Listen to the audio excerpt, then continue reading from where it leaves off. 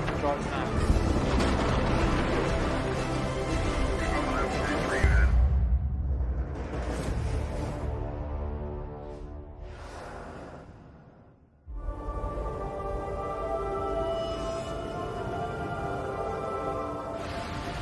Nature, like racing, is raw.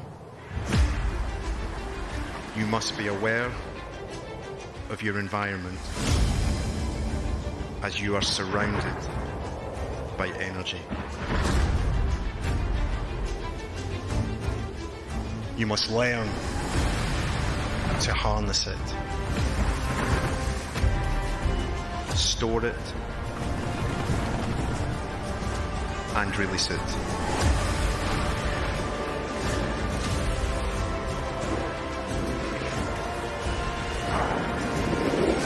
Then you can achieve anything.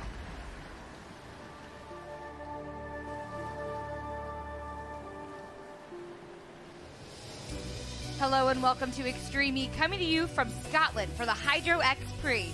I'm Katie Osborne, and alongside me is Andrew Coley. Thanks, Katie. This is a sport with a purpose which puts the climate at its heart and focuses on the amazing solutions out there. So what better place to race than an old disused coal mine, which is in the process of being turned into a hydropower plant. And Coley, taking on this terrain, it will be fully electric SUVs, which over the last few seasons have battled the glaciers of Greenland, the Chilean Atacama Desert, and most recently, the shores of Saudi Arabia's Red Sea. Yeah, the paddock is packed with 20 of the world's best off-road drivers, and as a championship pushing the boundaries of motorsport, the teams are made up of one female and one male driver who will compete together to secure those all-important championship points. Now, our drivers are not just here to race, but they're also here to help the plight of the planet, and at each race location, we'll see a different legacy project set out to help the local communities and issues affecting that region. So, Coley, let's see where our championship is taking us in Season 3. Well, we started the season down in Saudi Arabia, rounds 1 and 2, on the shores of the Red Sea. Neom, sand and rocks. The winner of round 1 was Veloce Racing, and the winner of round 2 was Acciona Sainz, and they're tied at the top of the championship table. Moving all the way around to Scotland. Now, this is where we are this weekend. Dumfries and Galloway. We're seeing mud, we're seeing rocks, and Coley, we're seeing a lot of fog. That's kicking off here this weekend, all weekend long. Yeah, Hydro X Prix in Scotland, then it's down into the Mediterranean to Sardinia, where this series has been in both the previous seasons. It's a very rough track on the cars. Wildfires are the theme in Sardinia. That is in July. Oh, where are we going to be going around the globe? The good news is, the sky's the limit. The world is the limit. And TBC on this is going to be in September, and I cannot wait to see where the series takes us. Yeah, looking forward to another fantastic venue. And then, of course, we finish off the year in Chile, Antofagasta, rock and gravel. It's the Copper X Prix. We've been there before, and we saw some brilliant racing.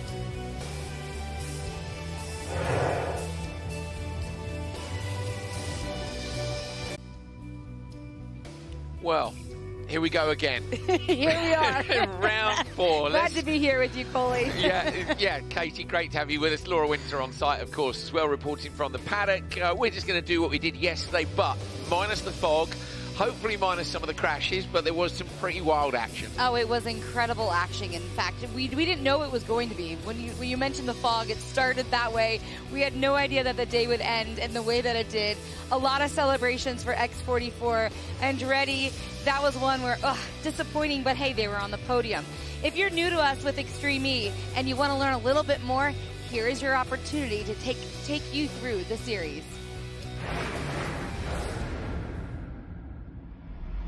Season 3 of Extreme E started on the beaches of Neom, Saudi Arabia. Hammer down now, release the handbrake and release all that horsepower down towards turn 1. With the course passing a little too close to the Red Sea for some of the drivers. Oh, into the water! Oh my God, they Went got for a morning dip.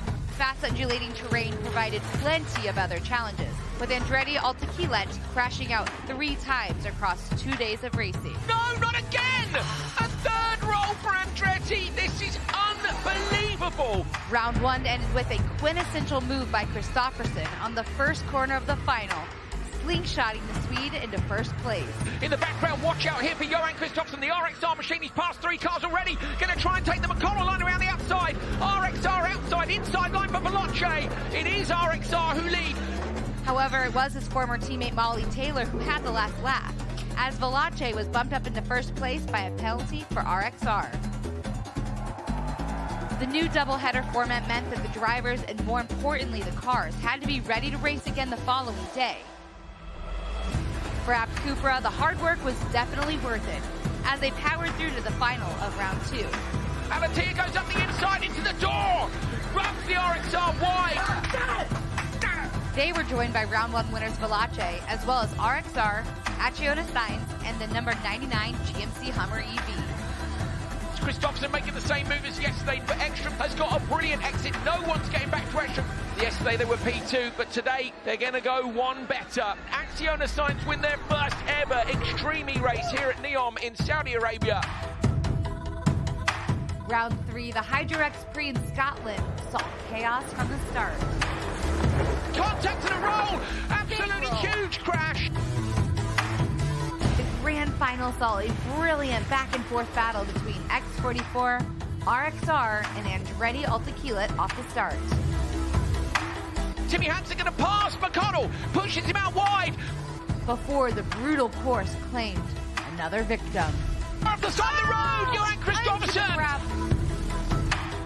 With carnage in their wake, Andretti crossed the line in first. But a post-race penalty spoiled the party, promoting X44 to the top step of the podium. Some serious emotion at the end of that one. Poor Katie, like they did so well. They hadn't won around Andretti since Greenland in season 1. They got the job done yesterday, but when we were talking to them after the race, they were taking the positives from it. They've got the pace. We had some great racing. It was tight at the top. And these are the standings. Katie, we were pretty surprised to see that Acciona Sainz and Veloce Racing was still at the top. That's right. After yesterday being in the redemption round, both of them, I think that is one that did surprise me. Another one that surprised me was that Carl Cox and Andretti bumped up the rankings quite a bit in the championship points. A big win for them over the weekend, even though it wasn't a top step podium. Yeah, and it's much closer at the top. I'd say now we've got 4 teams which are within striking distance of the top of the table. Of course, we're only on round 4 out of 10 double headers at each of the Extreme E weekends this year. So we're going to have a catch-up with one of our fantastic drivers. Molly Taylor, of course, was the champion in Season 1 alongside Johan Kristoffersson. Let's learn a little bit more about her. My name is Molly Taylor, and I'm driving in Extreme E for Veloce Racing. I think racing is in my blood. Both my parents and my granddad actually competed in rallying. My mum was actually a professional co-driver, so that was her 9-to-5 day job. I actually grew up horse riding, and that was my goal when I was younger. I wanted to go to the Olympics for horse riding, and it wasn't until I spent a day at a rally school that my dad was running at the time when we were getting our driving licenses for the road, and he wanted to take us off the road and teach us some car control and those skills, and that for me was my first experience in driving a rally car and driving on gravel, and I just instantly fell in love and kind of turned back to them and said, why didn't we do this 10 years ago? When I started rallying, I was so lucky that my mum was my role model, and that was what she did, and you know, Dad would work from home and take us to school while Mum went out and raced, and that was kind of normal, and I didn't really appreciate at the time how many barriers that broke down for me. I never really had to question, is this a place where I should be? What resistance am I going to face? Because I had this amazing example of, well, she wins and she's a female, so, why can't I do it? For me, it was really important to get over to Europe to take the next step.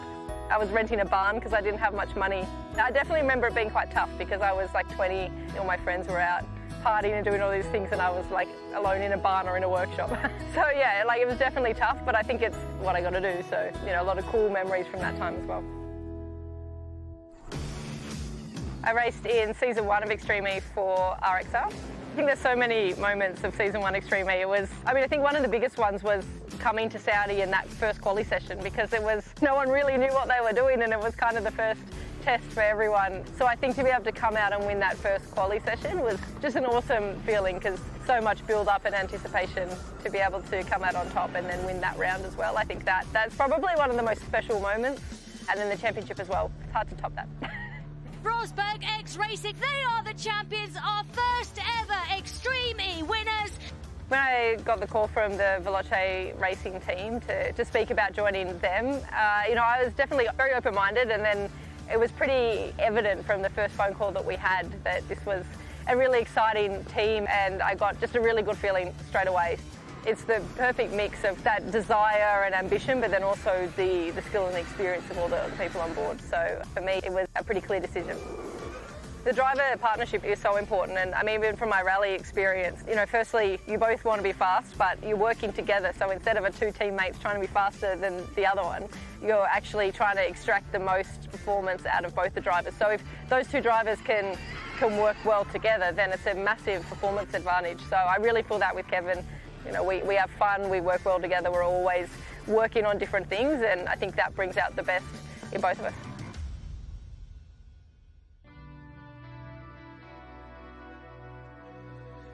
Well, this was a jolly old wheeze in an evening running up to it. Plenty of castles up in Scotland, and I think the drivers have been quite excited to visit them. And apparently Alejandro Agag quite excited to be in Scotland as well, because there he is in a kilt with Carl Cox. They were launching a new watch from Zenith, and the strap actually features recycled materials from Extreme E. So I'm guessing it's pretty handy that they smashed up a few cars yesterday. That'll give them a few more parts to make a few more straps for watches. But what a beautiful venue. Amazing. Absolutely. Beautiful venue. Drivers, I'm sure, had a great time as well as he did. Extreme E is a championship dedicated to promoting sustainability and raising awareness about climate change in the world of motorsport and beyond. And it's not just about paying lip service to these values, but to have a set of checks and balances to measure its environmental footprint. That's why Extreme E have published their second sustainability report in partnership with EY for Season 2. Extreme E is a sport for purpose. We commission a report through EY that's all about trying to create transparency across the motorsport environment, but also across everyone in sustainability to showcase exactly what we do. We're more than just racing. The EY Sustainability Report showed that the season finale in Uruguay was the first zero-emissions motorsports event ever held. In addition to that, the championship remained carbon neutral for the second consecutive year.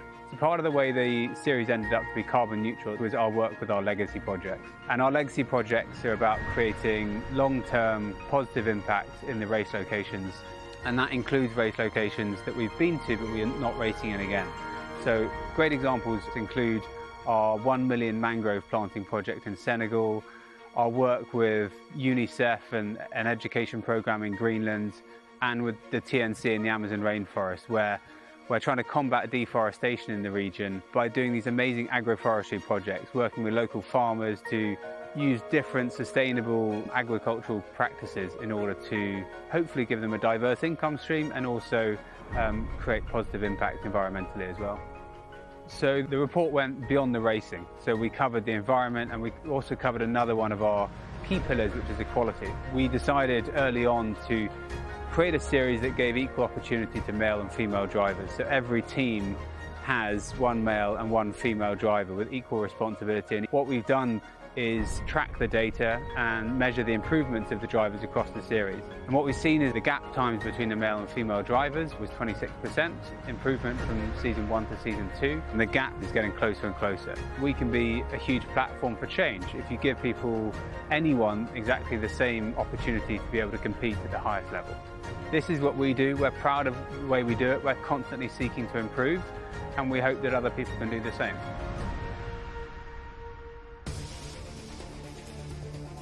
Here we go, then another look at the track from Scotland for the Hyrdo Prix. We competed here yesterday, so Katie, we have a good idea of where some of the pinch points are, and this is the number one with the biggest crash yesterday. Yeah, it was a big move. Right here, we knew it was going to be very narrow for these drivers. When they went too wide even, that's when we started to see a little bumping, rubbing, racing, and flipping. Yes, we did, yeah. Clara Anderson had a huge crash for App Cooper. Unfortunately, that car, they worked so hard to get it back out, but they couldn't quite. A very steep continental traction challenge. That's where Christopherson went off the road because his screen was just completely covered. Up at the top here, this is where we saw Katie Munnings make a pass on Laya Sands. So we've seen Gilmore passed, didn't she, down in the traction right. challenge? And I think something else that was a surprise to us is where people actually use their hyperdrive, which I think was fascinating because when we took a look at this map from the get-go, we didn't think there was going to be many passing zones, first and foremost. And then second, we thought it was just going to be during that Continental Traction Challenge sector. Yeah. It turned out people started to use it in different parts of that sector before and after and throughout the track itself. Yeah, coming out the switch zone, we saw one person use it to try and make a pass. We saw Timmy Hansen making that pass on the way up the hill on Fraser McConnell. So it's a great track. It's tricky. It's got a lot of elevation change in it. Now, if you are brand new to Extreme E, I'm sure you want to know how it works, so you can take a look at this. Extreme E is a fully electric off-road racing championship consisting of 10 world-class teams made up of 1 male and 1 female driver. In each session, both drivers will compete behind the wheel of the Odyssey 21 electric SUV, with a driver changeover known as the switch halfway through. Each driver gets an Anoa Hyperdrive boost in every session, and there are bonus points for the fastest team through the Continental Traction Challenge section of the course. First up, it's qualifying, where everybody races twice in a bid to finish as high as possible in the qualifying standings. Then it's time to earn some championship points. From qualifying, the bottom 5 teams go into the redemption race, while the top 5 proceed to the grand final and compete to win the Prix and lift the trophy. It's a season-long battle. 10 rounds, 1 champion. Well, yesterday we saw some of this fog that was rolled in. It started the day, but right now we're getting some notes all the way there in Scotland saying it was a nice sky this morning, but the fog is starting to roll in over those hills, and it might produce a little unexpected. I reckon we're golden. We need to get on with it. Let's just go racing now. Mr. Positivity right here.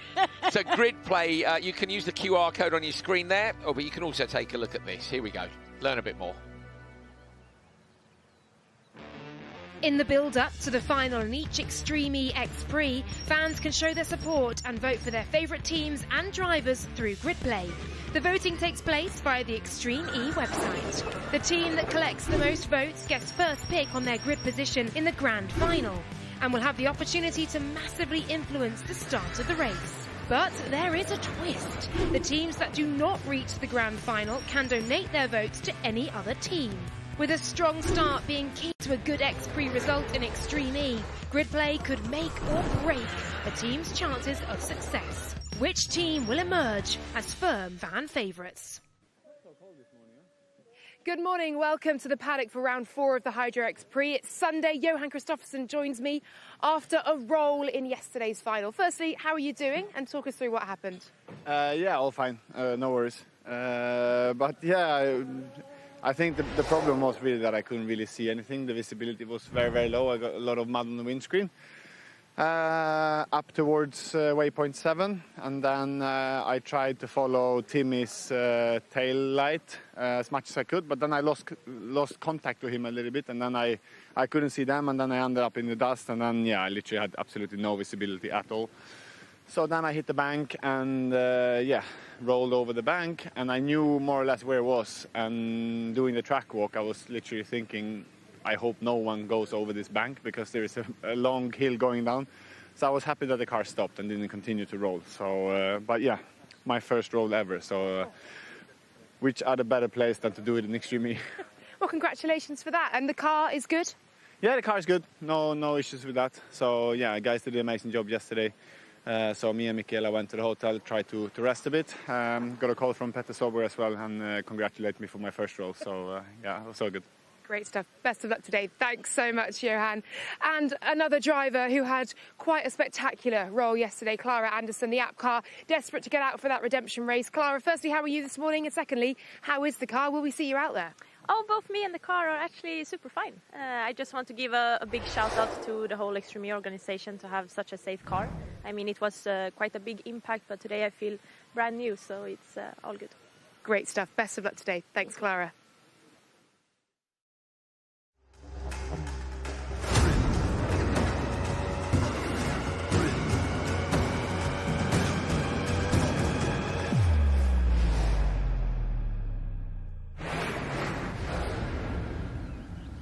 Okay, we're going to go down to the Vodafone Command Centre. We're going to have a catch-up with Timo Scheider from Carl Cox Motorsport. Timo, congratulations on yesterday, a first ever podium for Carl Cox Motorsport in only their third event in Extreme E. Well done. How was that? Thank you, guys. First of all, good morning from a very cold Scotland. Of course, I have to say we didn't expect anything like that. So our target was somehow to make it to the finals. We had a different strategy than most of the other teams, and it paid out with a bit of luck, with a decent pace, and yeah, we go again today. Timo, again, good morning to you as well. One of the things that we find really fascinating is you and the team in the strategy. You two are doing the driver switch. You're going to be going up against some of the females, and Christine GZ is going to be with the males. Why is that the strategy today? Well, we have to try something different to the others. We know we are lacking a bit of pace here and there, and GZ is very obvious and very clear on this, so she's open-minded to try things, which is super nice. So she's a bit off pace, but we think this is a pretty good chance to achieve something like we have done yesterday. Of course, we know it takes a bit of luck for all of this, but anyway, I think this is still a chance to get something out of this. And we're still improving. We are still new. We made it the first time to the final, first time on the podium. So right now we have to catch 2 more spots. Awesome, Timo. Well, take that energy moving forward, and nice one for looking after Christine GZ as well. You guys working together, and I'm sure you'll find that pace. Good luck today. Thank you. Have fun. So there we go, Timo Scheider. We will have fun. They're going to have a bit more fun than us, I think, down there racing in a disused coal mine. You know, I'm pretty jealous. What do you mean? We're having a good time up here in our great booth.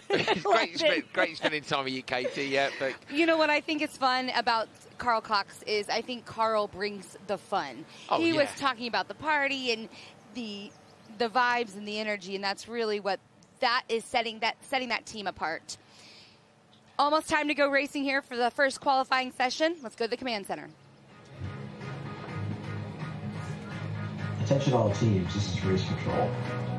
Stand by for the start of the Hydro X Prix. Qualifying round 1, heat 1, is about to begin. Energize your systems and prepare to race. Well, you can see, again, Coley, you and I have talked about the tension inside that command center.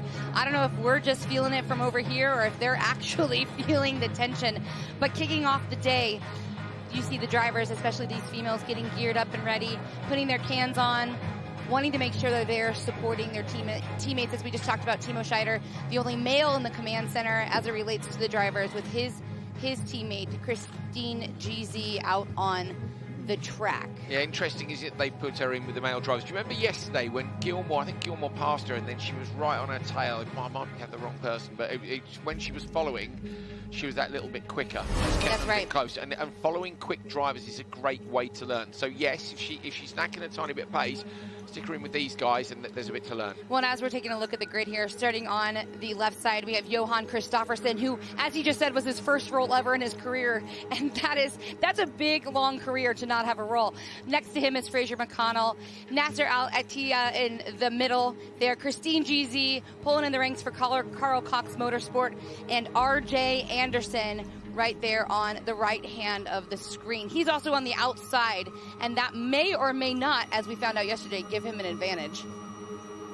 On board with Kristoffersen in his normal chill sort of pose. You can see the marshal still on the grid, so we've got a minute to go. And now you start going through your processes. Here we go. So the command center drivers are getting themselves ready. Now the drivers on the line look at making that last tighten of the belts. Just thinking through what they planned. Everybody's got a plan till you get to turn 1. Thumbs up, the marshal will check eye contact with everyone. Yeah, that plan is just a plan until you get punched in the face or you roll, and and that is when you have to reevaluate.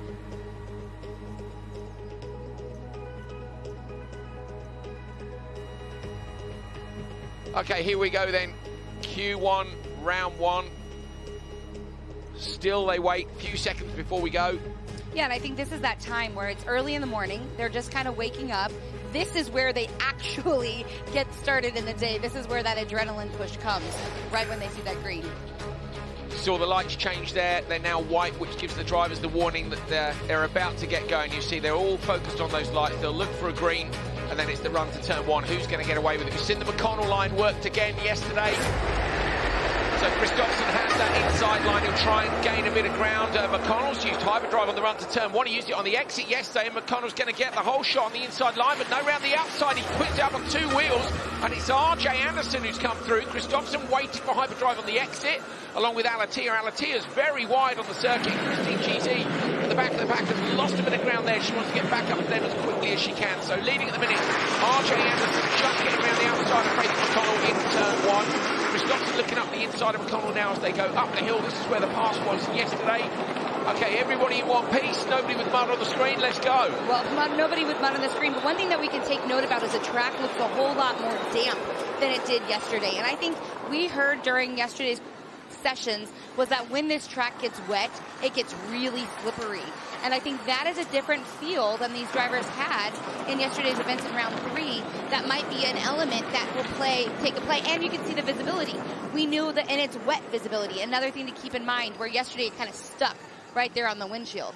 Yeah, definitely going to be different conditions. We've got a forecast of rain later on in the day. This is one of those corners where they're really scrabbling for grip. It is so steep up through there. Alatia looking back onto the back of the pack. Christine GZ, I'm trying to find out what the gap is back to her. Well, what we were talking about... 7.6. We were talking about that start, right? R.J. Anderson, I mentioned, was on the outside. That may or may not have been an advantage. He took that red car up in front. He took that advantage. He went with it. And that did help when we went into that funnel for the cars to make sure they were lined up. Really interesting to me to see the change in tactics from yesterday as well, Katie. So yesterday, everybody except McConnell used the Noah hyperdrive off the line. McConnell used it to make that brilliant pass on the McConnell line on the exit of turn 1. This morning, McConnell used it off the start with R.J. Anderson, and they were the 2 cars that were in contention for the whole shot. Kristoffersson waiting for the exit with Alatia, and they didn't manage to make it work. So it works sometimes, it doesn't at others. You've got to get it all go your own way. But 4 very quick drivers here, and they will all have been aware of the varying tactics of the other teams. Yeah, I think this is another interesting point, the backgrounds of some of these drivers. R.J. Anderson being an off-road, McConnell having come from Jamaica and having a rallycross background, Kristoffersson doing a dabble of this and that, and Nassar in there as well with his rally background. I think this track really can suit any and all of them for various different reasons. You know, a hyperdrive there for Christine GZ. It's really slippery on the run through after the first couple of wet sectors. I'd say 3 and 4. Kristoffersson is really trying to line McConnell up here. This is where Hansen ran wide yesterday. He's looking to the inside line. McConnell will see him there and try and shut the door.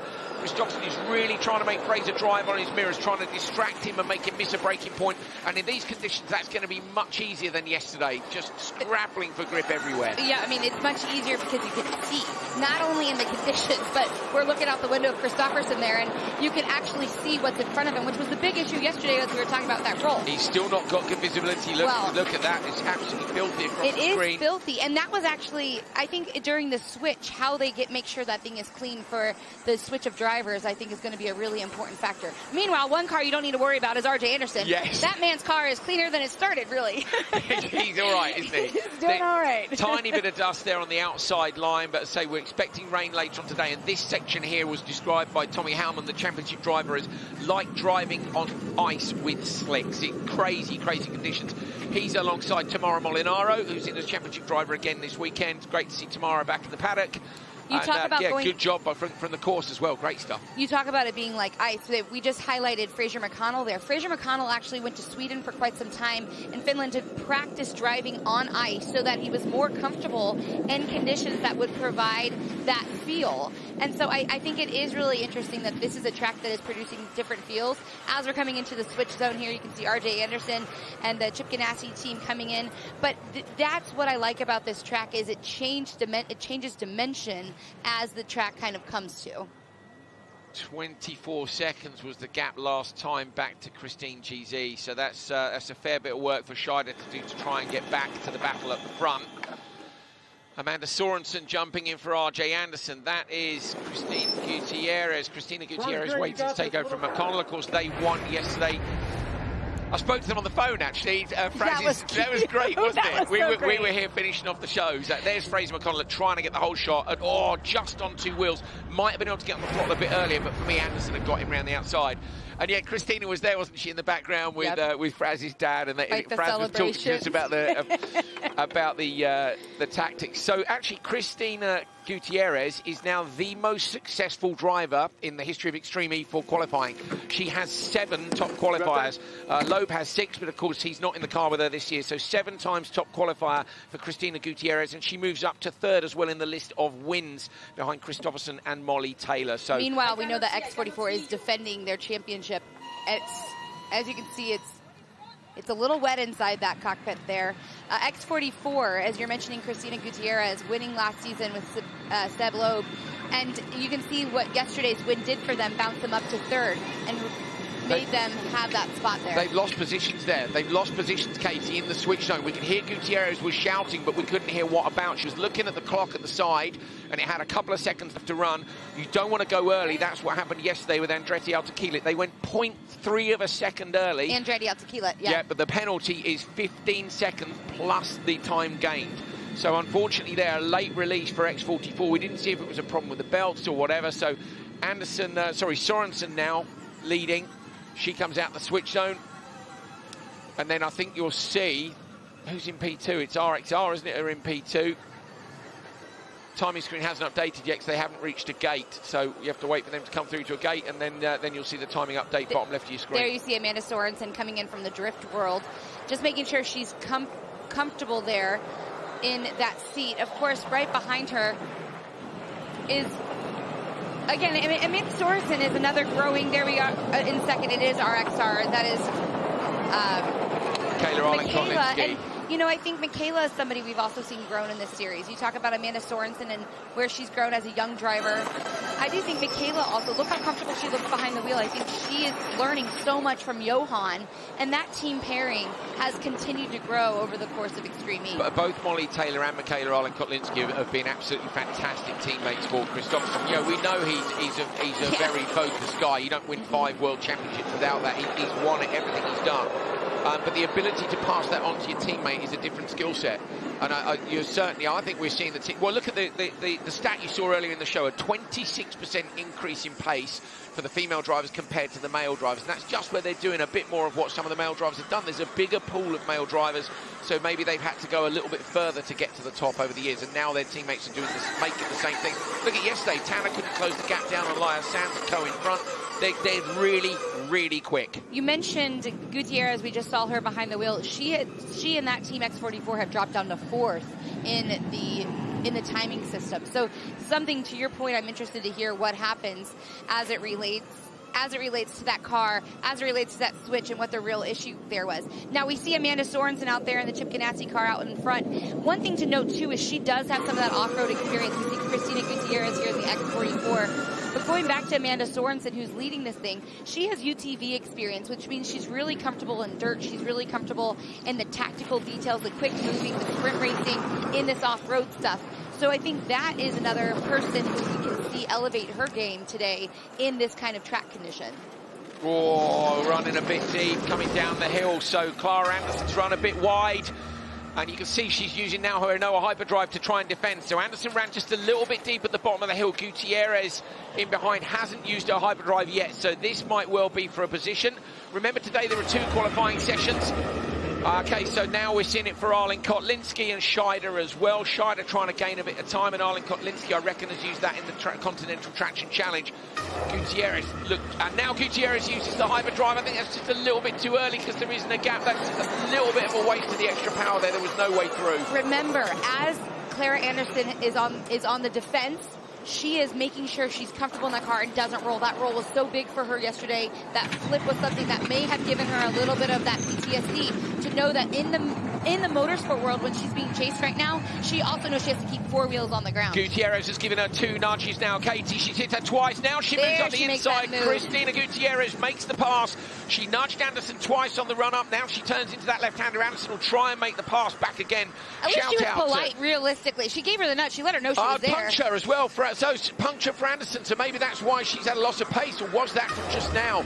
Also, Gutierrez stuck it up on the banks twice when she was trying to chase her down. So really risking it, Gutierrez was, and that might be why Anderson ran wide at the bottom of the hill, Katie. I didn't see when the puncture came on. Yeah, in round 3, we did see a few punctures throughout. I was surprised we actually didn't see more the ruddier that track got. It will be interesting to see from the rocks, the gravel, and the ruts if punctures come into play a lot more today. We saw, didn't we, for the Hummer EV, but I mean, the Continental tyre's been absolutely brilliant, and just occasionally the drivers push it too hard and they'll knock it off the rim. That's what this is about, right? Yeah, they just push it, and that's it. It's more knocking a tyre off the rim. We see it in other sports as well. Oh my gosh, when you get too sideways, you hit a bank, you knock it off, and that's the drivers going past the limit of what they can do. But Sorensen and Anderson take this one.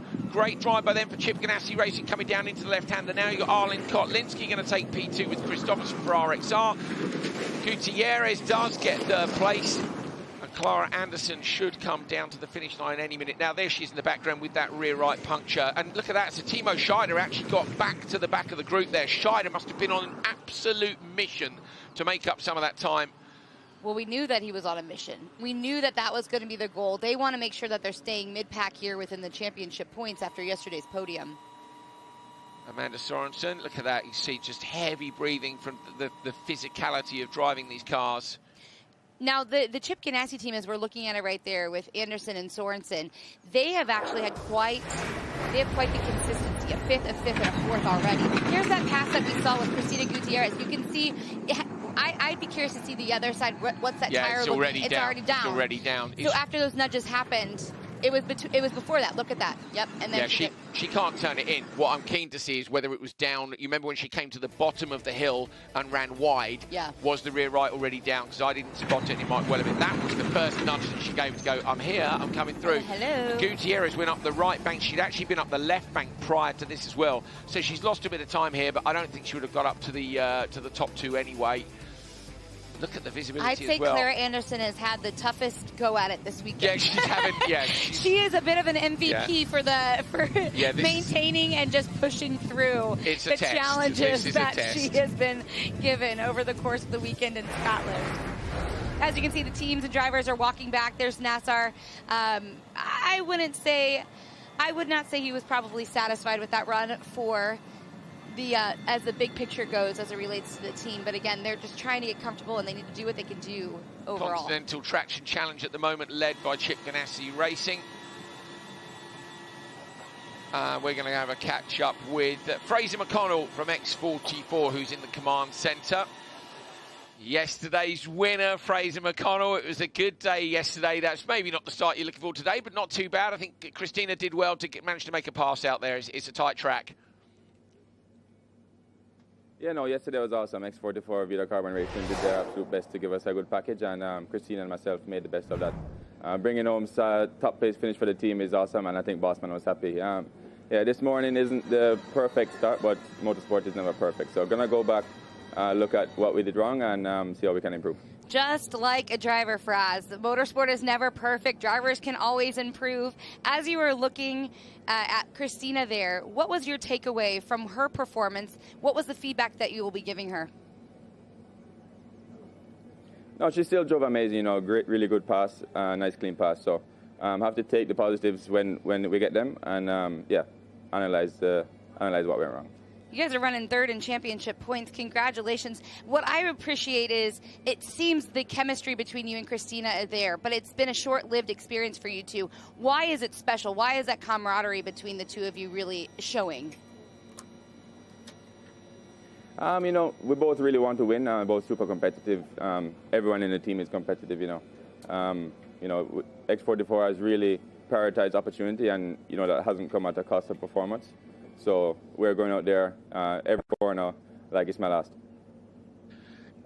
Fraz, great stuff. How is it the conditions today? It looks a little bit more slippery than yesterday, and rain may be coming in later. I mean, you guys can handle it, but what do you expect the course to do if it gets wet? Yeah, we're going to have to get the wiper beds cleaned off for sure if it starts to rain. Even in that last race, the windscreens were full of mud. But, it's going to be the same for everybody, no matter the conditions, so just have to take it as it comes.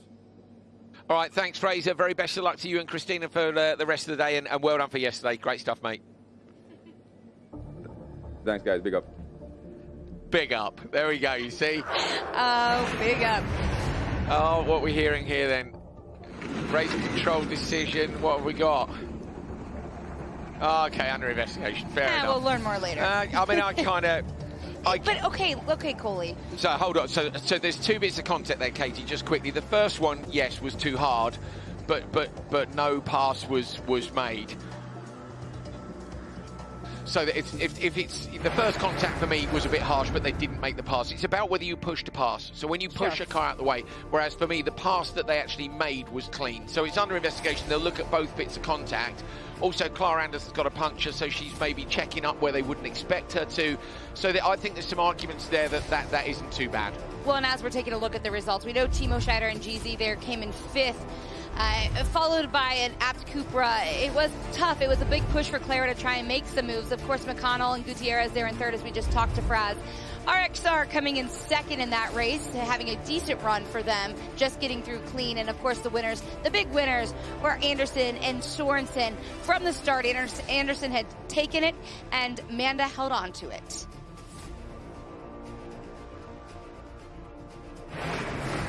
So this is another look at the start, and we know, say, McConnell used his Inoa hyperdrive. On the outside, though, look at the run that RJ Anderson's got to the inside line. Pitches the car and leaves the car's width on the inside. McConnell just runs up the bank. I don't think McConnell had to get out of the throttle necessarily, but because Anderson's come from that wide grid slot, Katie, the exit was good. And if you can get there first, you should have more exit speed than anyone from the outside of the grid. So again, we're seeing the inside line isn't necessarily the place to be. That's right. And one thing to keep in mind is yesterday we had that big puddle that if you were on the outside, you were maybe going to run through that puddle. That puddle either moved or it was totally avoided by Anderson in that start. Here we see another battle between, at that point, Fraz and Johan. Yeah. And I believe that was at least getting the pace, that was getting comfortable. But this set up the teams for that switch. And that's where the problems occurred for X44, and we still don't quite know why that was. I don't know if we'll see it in replays or not, but if you remember, Gutierrez was shouting out the side of the car. We should have asked Fraz, shouldn't we? But forgot. So a late release there. Look, Johan was right. I mean, Fraz is having to compromise his lines a little bit here, and Johan, look, he looks to the inside on the exit, pitches the car in, but can't quite get enough traction. Not doing a repeat from yesterday in that same area. I love what he said as well. He goes, when I did the track walk, I thought, I hope nobody goes over there, and then he went over there. And the fact that Solberg called him to congratulate him on his first roll is just absolutely golden. And of course, golden. Here's where that switch happened, and we know that was a moment that was different for X44. They came in ahead of RXR here, but they did not leave. Yeah, I'm trying to see if we can see it. This was them doing the driver switch. See there, look, they came in P2 and they head out in P4, so it was just not a good switch for X44. I'll drop Fraz a line and we'll see if we can find out what happened. Brilliant out front though for Amanda Sorensen. Little gaps, just a couple of seconds in between each car means that you don't have to defend your line into every corner. You can take your lines, you can pick your braking points for grip levels. This was the battle though. Yeah, this is where we are looking very closely with that tire to see exactly at what point did she just push it just a little bit too hard there. No, was it rear right? Yeah, no, it's not down at this point, Katie. So it wasn't down when she made the mistake at the start of the lap. Does she get punctured by contact?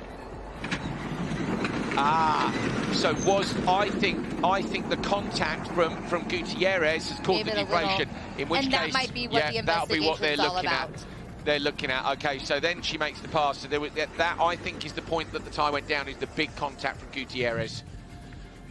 And of course, you can see there Clara just trying to hold on to everything that she has. Doesn't that car look good aside from the mud and the puncture compared to what it looked like yesterday? All of these cars, all of their liveries. Work. And you know, something we haven't even talked about yet this weekend is that there's stories that these liveries represent and why the cars look so good. After the crashes, the repairs overnight, just brilliant to see RXR back out, Abt Cupra back out. Big efforts from the teams.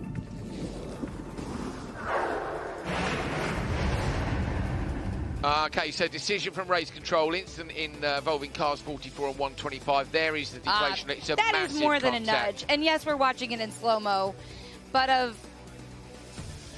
Okay, so there we go. That's so it was not rubbing as racing. It was a nudge. Yeah.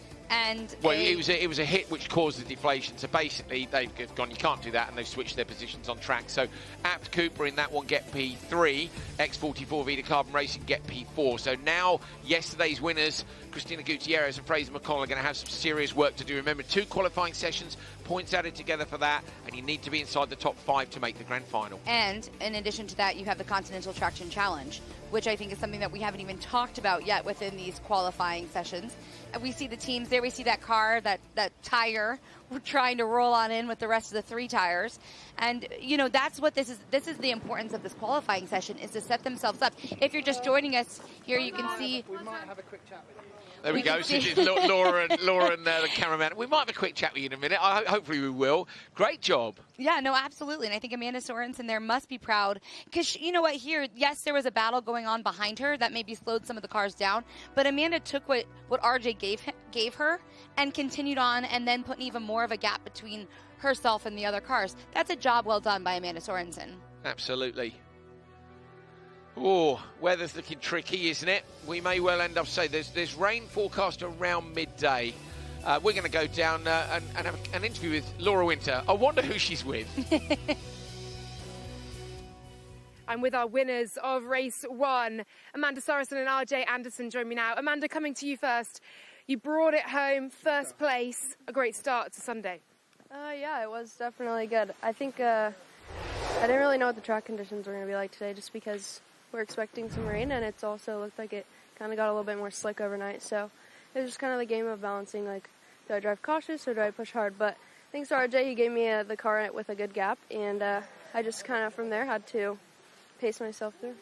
Yeah, it was a good gap, and it was a great start as well. And from grid slot number 1 from the outside.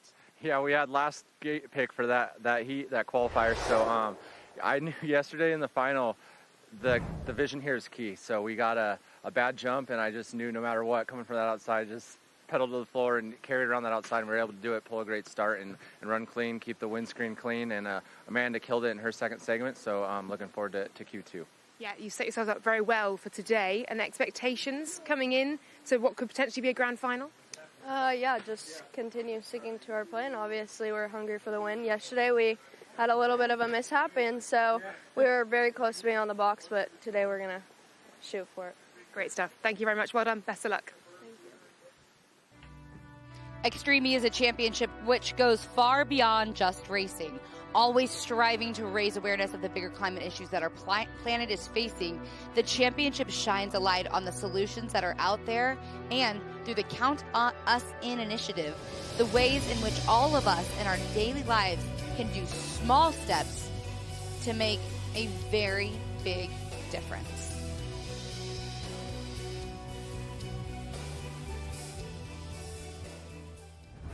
I'm Katie Monnings and I'm driving for Andretti Autokila's Extreme E team. Count Us In is back this year.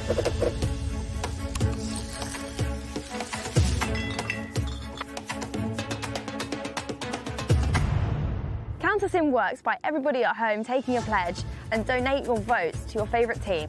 And then at the end of the year, the winning team will get the Extreme E Sustainability Award. But in Season 3, it's a little bit different to how it's been in the past. Each race has got a different message and a different pledge, whether it be planting more trees or using less plastic. And actually, the Scottish Hydro Prix message is all about volunteering. And so I'm back in Greenland, where we raced 2 years ago, and I'm at one of the local schools. And today, me and Clara are going to be joining some of the children here, and we're going to be volunteering. All of the Count Us In steps can be found on the Extreme E Count Us In website. When it comes to the climate crisis, it's all about us doing our bit to make a difference.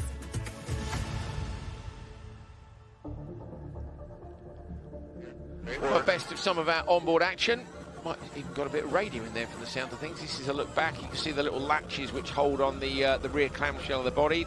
Not a lot of latch there to hold on big parts of bodywork, which frequently get flung about all over the place.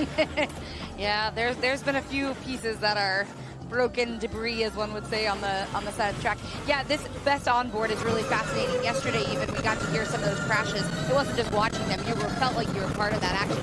You can see Fraser McConnell's eyes; he's so focused in that. No blinking, you know, like so rarely the drivers will choose to blink on a straight or somewhere where they've got time, and that sounds mad. If you think how long it takes you to blink, it's not very long. But that's always the thing which strikes me. Michaela Arlen-Kotlinski here. Johan Kristoffersson's first ever roll yesterday. I'd forgotten because I saw him in Sweden last weekend, and he was in a side-by-side race, and he said to me as he went out for his final run, he was like, I'm aiming for 3 minutes. He did it in He's been racing 2:55, by the way. He's been racing for over 10 years more. He goes, I've got 2 GoPros on the car. He said, I'm going to send it. He said, if there is a chance, if it's going to be my first roll, I think it's going to be now. Well, okay, he waited a week until he did it. Anderson with mud on her face, look, coming into the top of the air vents as well. She's tough. Brilliant stuff. She has had a weekend. Fantastic onboard action from Extreme E. See what the visibility is like out there. Tough conditions for the drivers. Great stuff.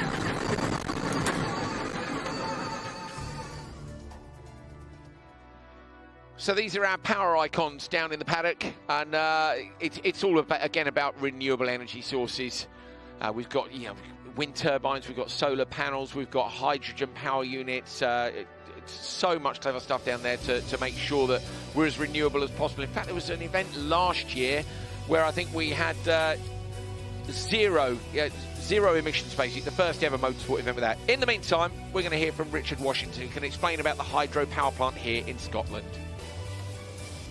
For this particular round of Extreme E, scale is absolutely everything. We'll explain what is going on here in just a moment, but joining me is Professor Richard Washington, part of the Extreme E Science Committee and Professor of Climate Science.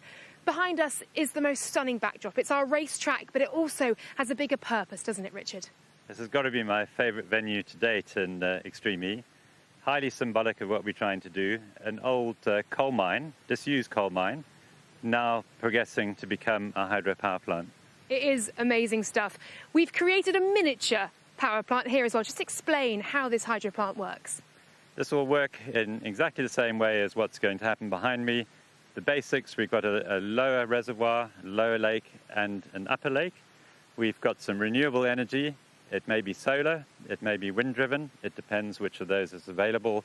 And there's a pumping system from the bottom lake, taking water from that bottom lake to the top, using that renewable energy.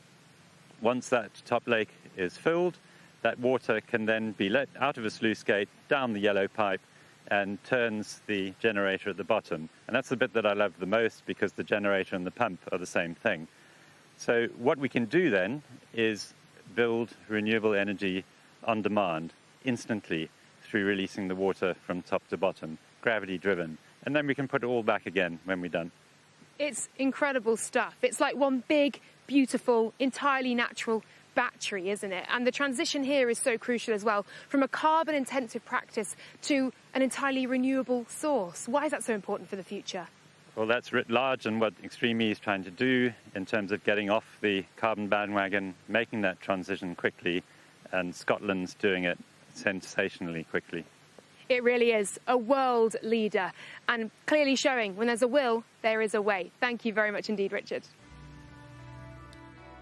Where there is a will, there is a way. Extreme E is dedicating to revisiting it to its previous legacy projects and those race locations. Recently, the championship took 2 of its drivers, Katie Munnings and Clara Anderson, back to Greenland, the site of Season 1's Arctic Prix.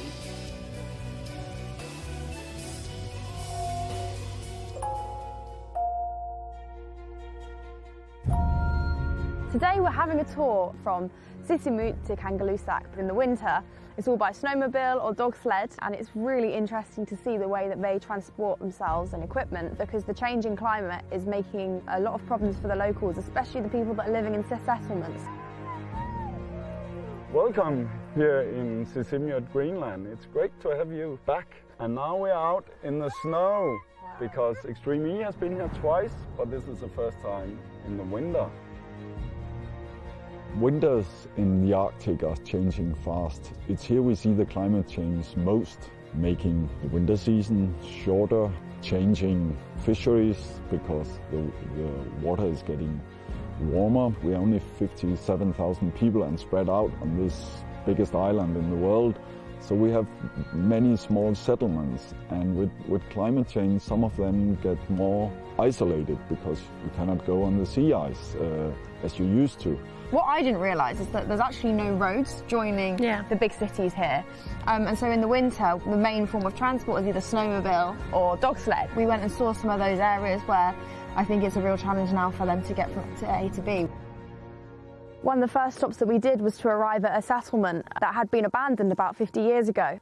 We could stand above and actually look at the settlement, but we couldn't reach it because the ice had melted and the ground was too soft for us to reach it. So that just highlights, you know, for the local people that are living this daily, it is becoming a real problem for them.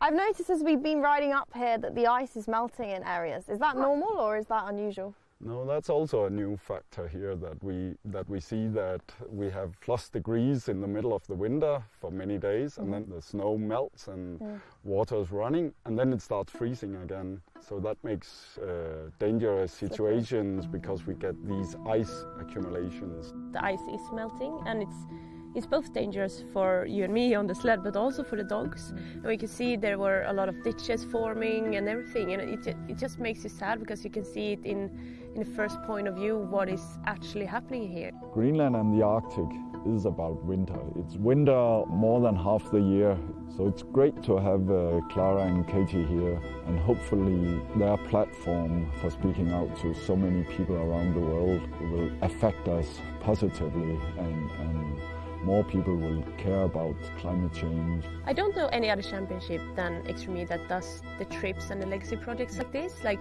we're not only racing and wanting to win, but also learning so much about all these remote locations. And, you know, coming here 2 years later after you raced, I am learning so much. I've never been to Greenland or seen anything like this, and it's unlike anything that I've ever experienced before.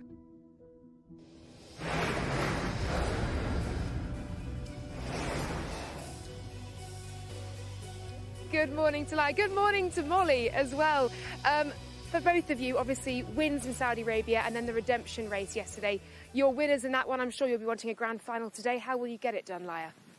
Well, we are happy with the feelings about the last race yesterday, but here everything can happen. We were lucky that our opponents for the championship didn't catch so many points, but of course, today is a new day. It's a good thing this year. We have 2 races, so we will try our best to be in the final. That is always super difficult. And Axiom and Science are leading the standings at the moment. Veloce just behind Molly. A tricky day, I know, for you guys yesterday. What is the mindset coming into today? Yeah, I think as Leia said, it's a new day and it's a clean slate for everybody. So, yeah, we take what we learned yesterday, and you have to have the pace, and sometimes things also still don't go your way. So we have to make the best of whatever situation we find ourselves in. And yeah, so today it's a new day. We've got all the data from yesterday, and we'll push forward today. A fresh start, a clean slate. I'll let you go to command. Thank you very much, ladies. Best of luck to Laia Sanz and to Molly Taylor. Well, here we go. Qualifying 1, race 2 is about to get underway.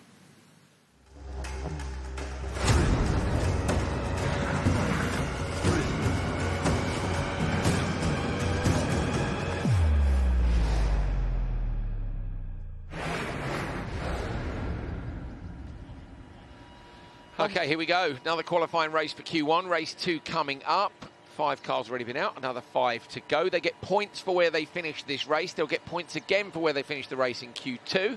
And then we've got the tie-break situation with the top 5. So if 2 cars are on the same points, we can have it that they're all on separate points and the top 5 just go through. But if they're tied, let's say, for positions 5 and 6, then the Continental Traction Challenge becomes really, really important. So whole nother session to come, but this race is absolutely crucial for the team's hopes. Coming live. Attention all teams, this is race control. Stand by for the start of the Hydro X Prix. Qualifying round 1, heat 2 is about to begin. Energize your systems and prepare to race. Scott Elkins is sounding pretty chilled there, I think. You think so? Yeah. Is that the voice of chill? It is. Well, it is. Do they think it's chill? It is the voice of chill. Let's take a look at the lineup then, from left to right as you're looking at it. Matthias Ekström for Acciona Science, Kevin Hansen for Veloce Racing, Andreas Backward in for JB XE, Tanner Faust for Neil McLaren XE, and Timmy Hansen for Andretti Autokilit.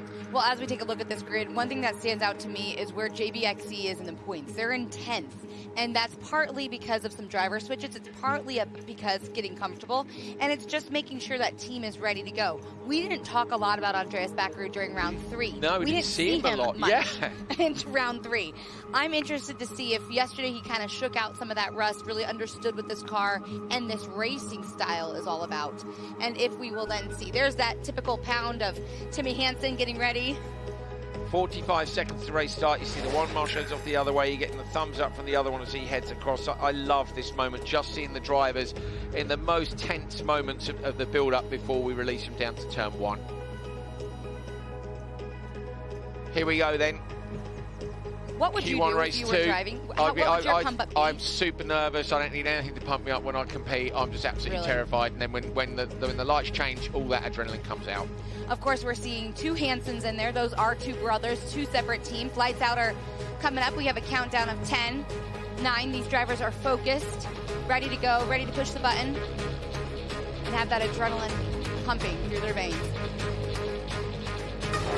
It's green lights. There you go. You can see that we've had the conversation. The inside versus the outside is Hansen on the outside going to get the run like RJ Anderson did, or is that going to be on the inside and Ekstrom gets the run? And it was Ekstrom on the inside, really making sure that he's pushing hard. He took the Fraser McConnell line as of round 3. And of course, we're seeing a little bit of the battle where this track really narrows out, making sure that they get in line and there are no mistakes between those drivers.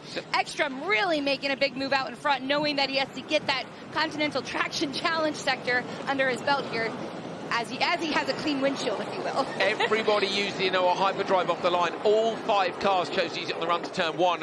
And Katie, you were right. I thought Timmy Hansen was going to do it from the outside. I really did. And then for whatever reason, he couldn't get the car turned in, and he ended up getting bailed down the pack a little bit further. So good start by Ekstrom. I don't know what is happening to JBXE, but that's Backward off the line. We know. And then we see Timmy Hansen in the Andretti Accolade. Out to Keeler. Has he got a problem? Do a quick turn. On board with Timmy. Let's see what's going on in there.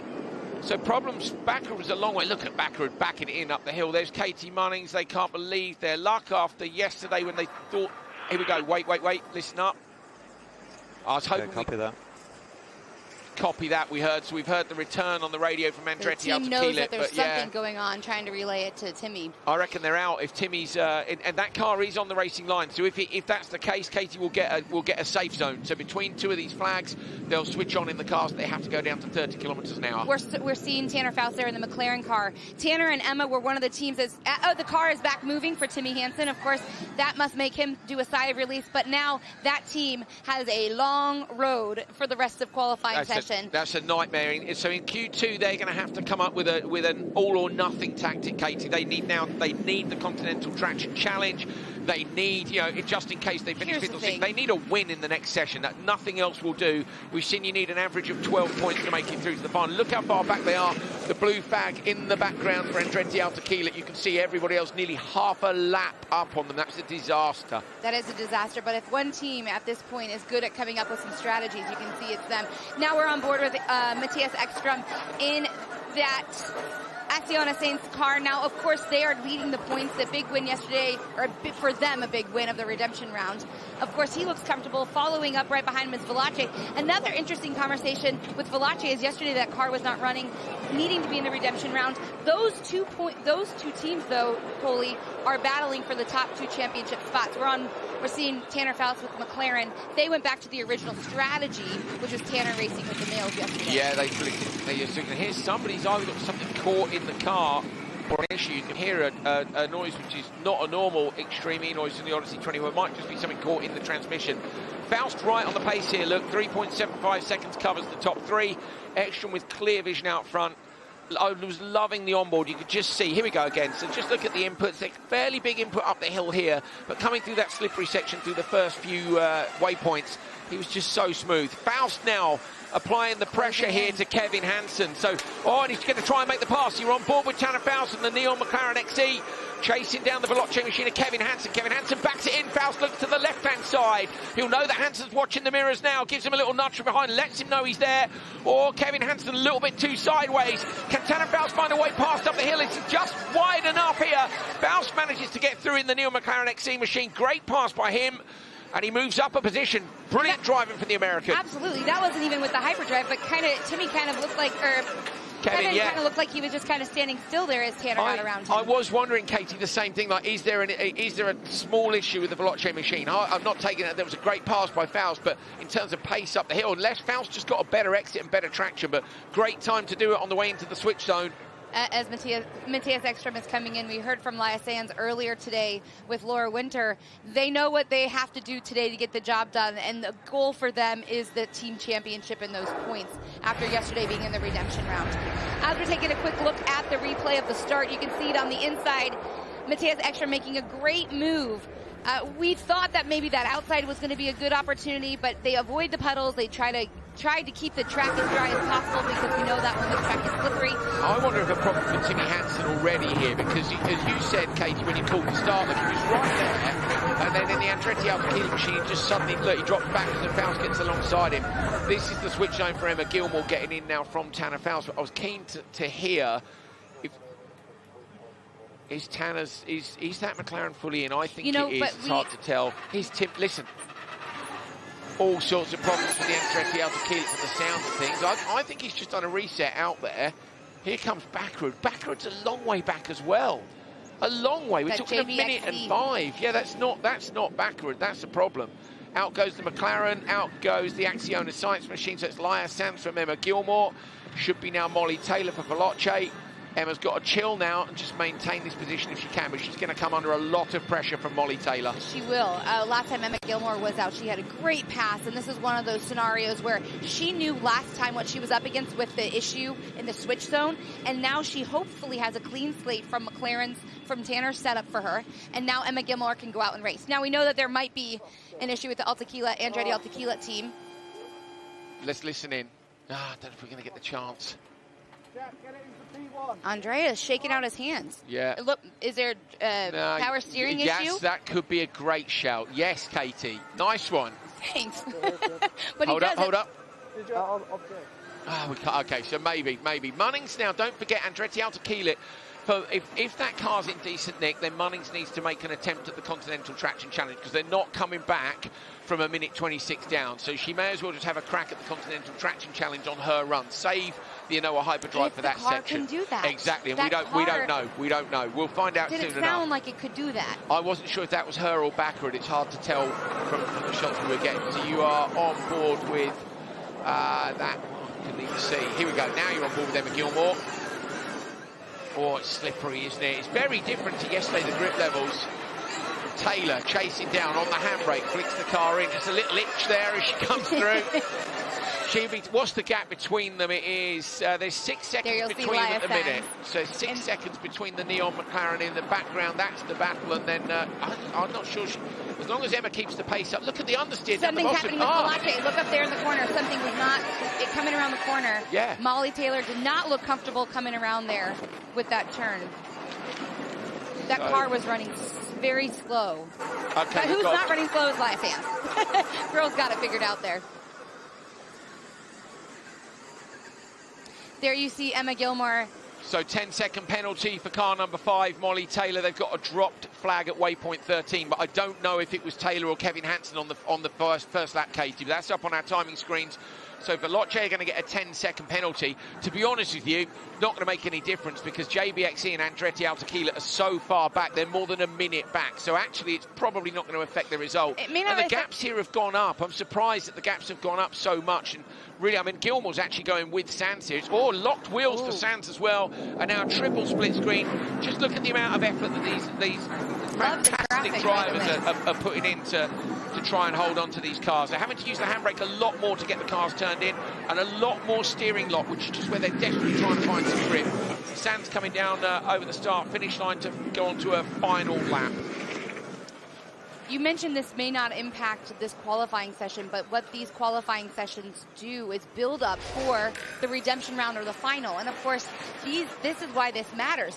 Yeah, they might be too far back for Hansen and Taylor, that penalty, but realistically, they need these qualifying sessions to make sure that they're in the final. Yeah, they do. Especially with Acciona Sainz up in the front, knowing that Veloce, this is a huge push for the championship points at the end of round. Yeah, they will certainly want to. Look, they all want to be in the grand final. Nobody wants to be in the redemption race, and the only redemption you get, I'm afraid, is a few extra championship points. There's no road to the final from the redemption race. unlike yesterday, rather than it just being about P3 and then the Continental Traction Challenge, because we only have one session, they're going to have another session. So that's where the redemption is in Q2. Can you get a better result there and just earn your way straight in? As you see now, Laia Sands using her Inoa Hyperdrive, and that's on the steep uphill section through here. Gilmore too. So where's Gilmore using it? I think they're using it after the Continental Traction Change. So they're using it on the steepest part of the course. That's obviously where they feel the lap time is. Sands now is now. Yeah, but that's Munnings about to be lapped. She's about to be lapped. So Munnings is about to get down. lapped. That might give Munnings a DNF. So Laia Sands trying to find a way. Munnings is offline, letting Sands through. That's great driving from Katie. Or does she know she's there? I hope she does. Laia Sands will probably be being told on the radio as well, just take it easy. Yeah, there you can see that Katie is like, you go back to, come on, the luck.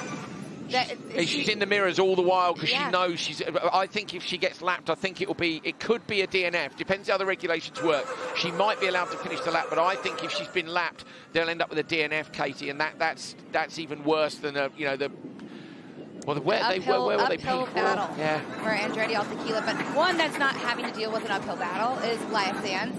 She has been more and more comfortable coming from two wheels. I remember meeting her back at the Erzberg Rodeo way long ago. She's coming down that downhill. She has transformed from a rider to a driver and has only done impressive things for Adriano Sainz Racing. This is just one of those moments where she can sit there and say, hey, I did it again. And look, this is for the championship points. This is what this is all about. I'm setting ourselves up later, both her and Matthias Ekstrom, for the final round.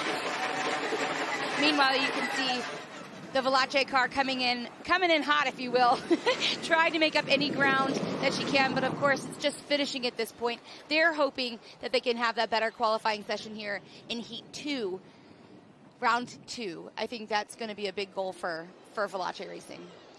If you're in the top two in either of these races, you'll be feeling pretty happy with your performance. But anything from there down, yeah, you need a better result in the next one. So Katie, right, let's have a look at where Valache got the penalty. What I don't know is who was driving at the time.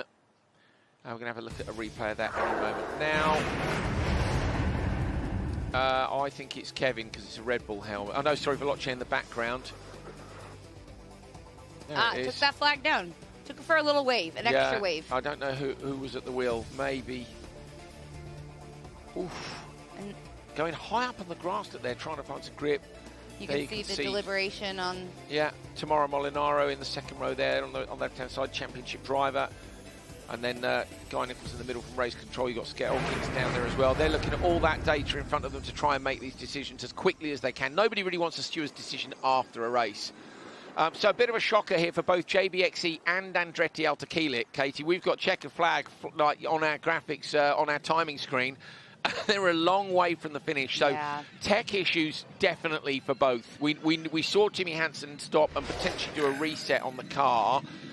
Tanner Faust has the quickest time in Sector 2 at the minute, which was the sector for the Continental Traction Challenge. But remember, it's him and Emma Gilmore added together, which will give us their result for the Traction Challenge. Which is an important thing to keep in mind as they go into the next qualifying session, of course. Katie Munnings is just trying to bring it into the finish at this point. From the high of Andretti Altequila last night on the podium.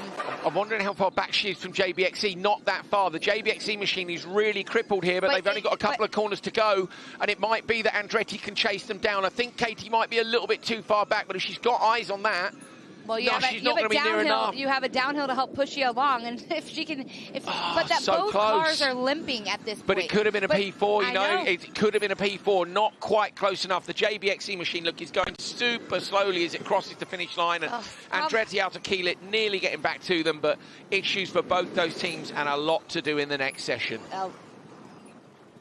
A lot to do indeed, and these cars coming in. These teams, some of these teams, they came to Scotland and. Hoping we might hear the radio. No, just the look of disappointment. We heard no radio. We didn't need a radio at that point. We just knew that it was a disappointing run for her. Of course, we're heading now to the command center with an interview with Matthias Ekstrom, teammates with Laia Sands. Look at that smile. You can tell that that must be a relief to set you and the team up. Well done for getting Laia out there in a position where she can carry on and use her skill sets to get it to the finish line. Yeah, thank you very much. I had a very good start. That was the key. Initially at the takeoff, I just felt I had traction immediately, so I was a bit worried. I saw Johan's start wasn't so good from the previous heats, so I was actually expecting something else, but really happy to have such a good start, clean turn one, and a clean windscreen. I love that you're owning your start. That's awesome, Matthias. We saw some of your onboards, Matthias, on the run down to waypoint 6. It looked slippery. You're kind of threading the needle a little bit there, but you look comfortable in the car as well.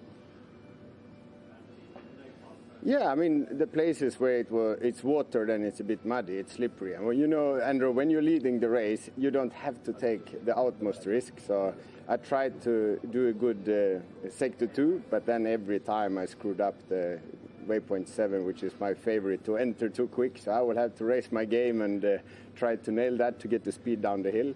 And yeah, the rest of the lap was pretty fine. And that's in the Continental Traction Challenge, isn't it, which you guys are all keen for the extra championship points. So what's the trick at waypoint 7, Matthias? Can you tell us, or is it top secret? I mean, you know, you're just coming in a bit too hot, are we? What's going on? No,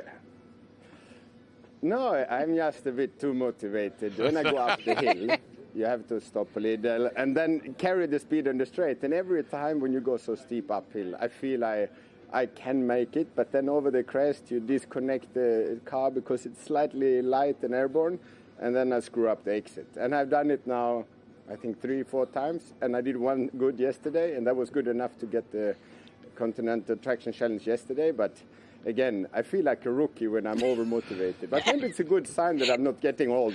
Yeah, that's right. You're staying young, one day at a time here in Extreme E. Thank you. Congratulations to you and Laia on the win here in the first qualifying session.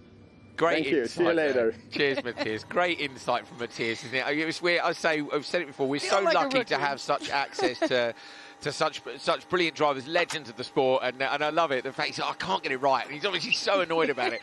But they got it right yesterday because they did. We didn't get the chance to mention this in the broadcast yesterday. Acciona Science actually nicked the Continental Traction Challenge in the redemption race, so That's the track didn't develop the wrong way. It didn't get slower, and they managed to get those extra 2 championship points. So fantastic stuff from Q1 here in Scotland. I'm excited for Q2 later on today. See what happens there.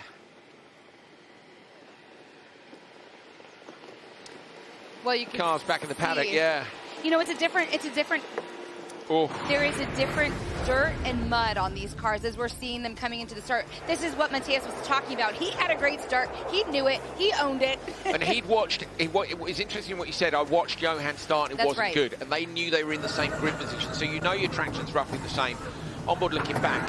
So there's JBXE and also Andretti out to Kielitz. So Bakker gets a nudge. Look at the screen. That's why he lost so much time. For me, that puddle, Katie, tactically, I would be avoiding that outside line at all costs because everybody who's driven through it has had the pace sucked out the car by the suction of the water. Yep. But also the visibility is so bad they're compromised to the rest of it. It's like, stay right. You're not going to pass there. Don't end up with a filthy screen. Something I reckon broke on the car. Timmy Hanson's the world champion. You don't spin a car like that coming up the hill. So either broke or an electronic reset because the car looked okay when Munnings drove it later, but it's not dialed. There's something wrong with it. Well, and that's what the team, they knew that there was something wrong as he sat there. The car wouldn't restart, remember? Yeah. And that was something that Timmy was dealing with from the get-go. Of course, you can see the cars. You talk about the visibility. I want to talk about the track, the difference. This car has clear visibility. When Matthias was in there, it was such a clean sailing car. But what I thought was interesting is how different mud and dirt, this is sticky wet.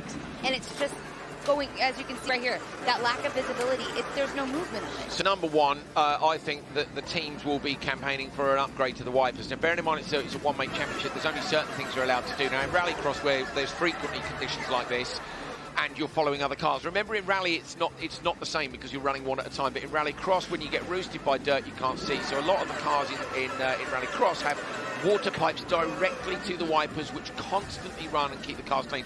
I haven't had much chance to see the Odyssey 21 up close. There, you can see the pipes there, actually, so they are there.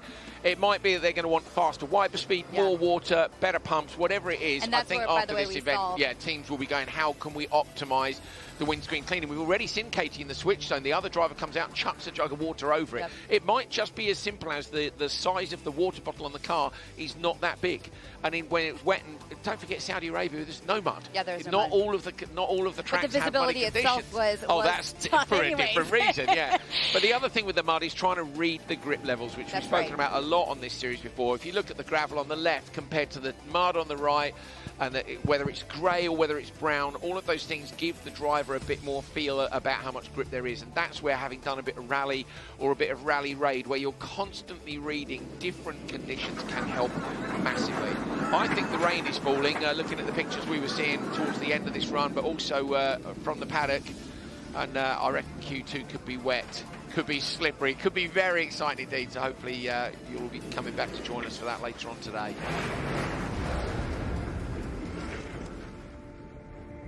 Yeah, you can see right here, it does look like a blue sky, but if we flop that camera right around, there is a potential. It's coming in hot, yeah, it's coming in hot over the hills. There's potential you're seeing some fog. As we're taking a look at the results, we know a very disappointing one lap down for Andretti Altekilet.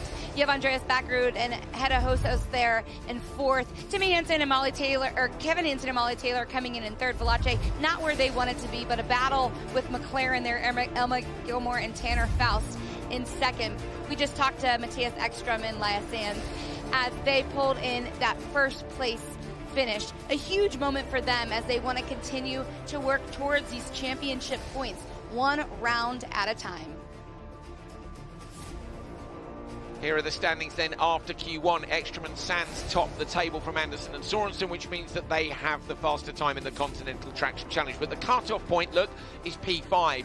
At the minute, Abt, Cooper and RXR, after rolling their cars yesterday, are in. And Hansen and Taylor, look, are just the first car out. They're equal on points with Abt Cooper, so again, that means Abt Cooper have the faster time in the Continental Traction Challenge. Whenever the points are equal, that's what it comes down to.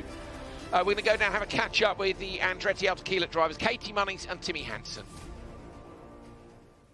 Well, from jubilation yesterday, Katie, to a very tricky first race. Talk me through the issues with the car when you got in.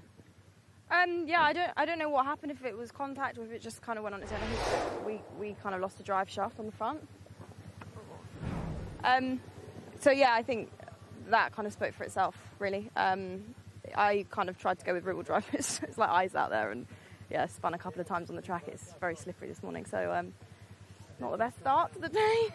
Timmy, talk us through what happened. Obviously, it looked like you were going well, and then a spin, and then you just couldn't get the car going again. Then you did, but it looked very difficult to drive. Yeah, I had a pretty good start, from the outside. I know RJ took the start from there. That was magic, but I still managed from the very outside to P3. I think that was pretty good, and I was right on the back of my brother. But yeah, going on power in that hairpin, drive shaft snapped, and I was just facing the other way suddenly. And then the motor kept spinning inside the car, wouldn't stop, because obviously the brakes can't stop the motor spinning. So once I actually figured out which drive shaft had broken and put the car into a different drive map with only rear-wheel drive, then I could shift gears, get it to reverse and keep going. So that took me a while to figure that out. But yeah, I still didn't help. So I think we would have potentially gotten a P2 and a solid result from this first heat, if not for that. Yeah, it's an unfortunate start to the day, but this is Extreme E. Things come and go very quickly, so we refocus. I think our slim chance of making it to the final is to win the next one, but we'll see what we can do. Yeah, you have one more shot. Thanks, guys. Sorry about this morning. Well, at least they identified the problem. They knew what was happening during it, and we clearly you called the fact that the car. Timmy Hansen doesn't spin like that for no reason, but it's interesting, isn't it? The switch from internal combustion to electric motorsport took him a while to figure out what he had to do to get the car going again. Well, now we're taking a look at the Continental Traction Challenge. Of course, this is extremely important if you're sitting in 5th or 6th after the qualifying session, as one of those positions, that 5th place, is the point. So as you see it right here, we have Amanda Sorensen and RJ Anderson in first, Rosberg Racing in second. It's less than a second between the top 5, and yesterday it was like 0.3 of a second between the top 5 as the day went on. It became the battle with one qualifying session. That was the big quote challenge of the day. And it will be much more important come Q2 when we see which teams are drawn on points, if they're drawn on points for P5 and P6. And if not, people want to be the top qualifier as well. Top qualifier, unfortunately, doesn't earn you pole in this series, because with grid play, normally you get mugged if you're on pole. Everybody else donates. Everyone says, yeah. No, you're not having with that, and they just donate their points elsewhere.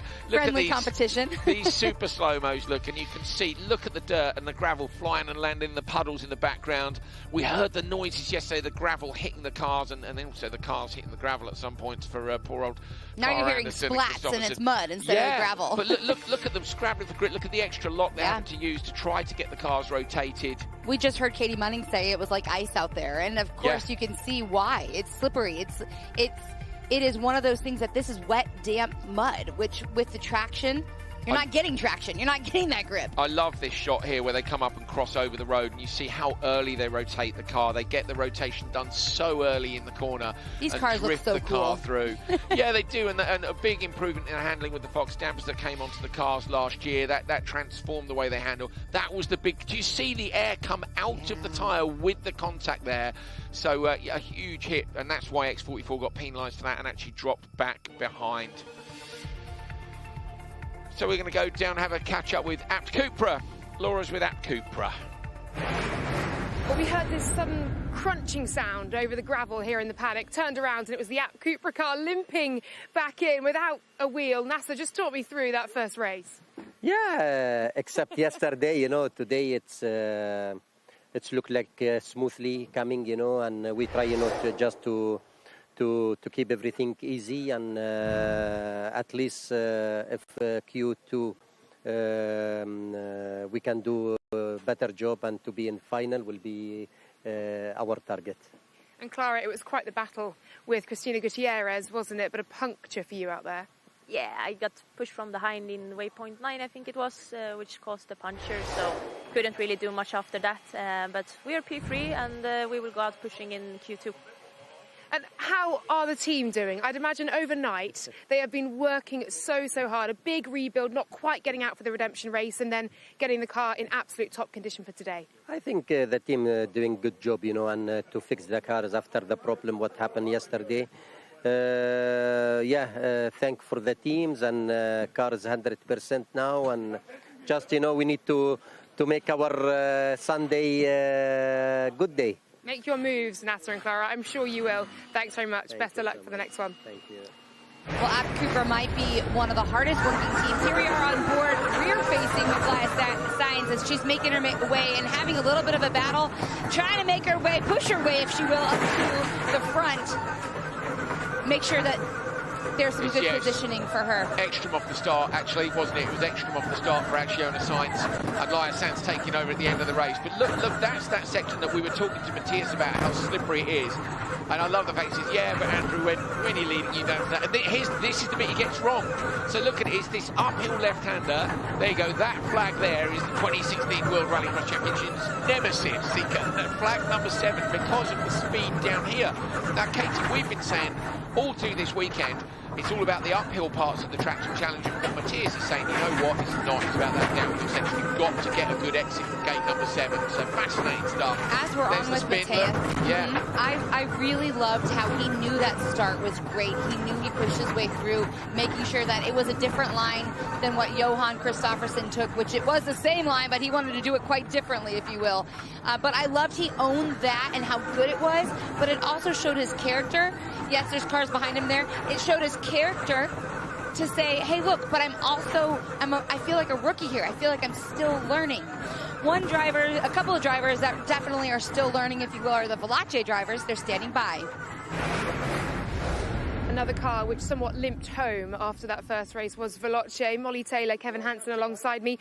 Molly, an issue with the car. We can see the mechanics here working hard. What's happened?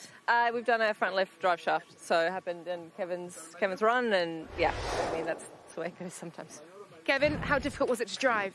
Oh, I mean, to not have all-wheel drive is not nice. You want the full-wheel drive, on this type of off-road terrain. And so, I mean, we were looking pretty okay. We had a lot of mud on the windscreen exit of turn 1, and I really struggled and lost some time to Matthias. Then caught up really nice, so it was a shame with the drive shaft. I think really, looking at yesterday, we struggled in the dust, and I think, giving them car to Molly close to Laia, I think she would have had her in the run. So, I mean, it's a shame, but the guys are flat out working on it, and I mean, the Veloci car is strong this weekend.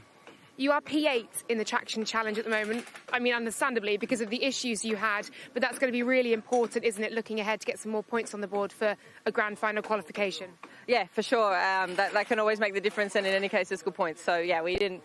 Three-wheel drive wasn't really the right strategy for the traction challenge, so we'll try and go with four-wheel drive next time and see how we go. Sounds a good strategy. Thank you very much, both. Good luck. Lots of issues for lots of teams in Q1. The weather might be rolling in, which could make things interesting for the session later on. There's your grid play votes at the minute. It's very close between Acciona Science and Veloce Racing. People have been voting for that online for their favourite drivers, and that will decide the grid positions in the final later on. You can find out a bit more by using this QR code.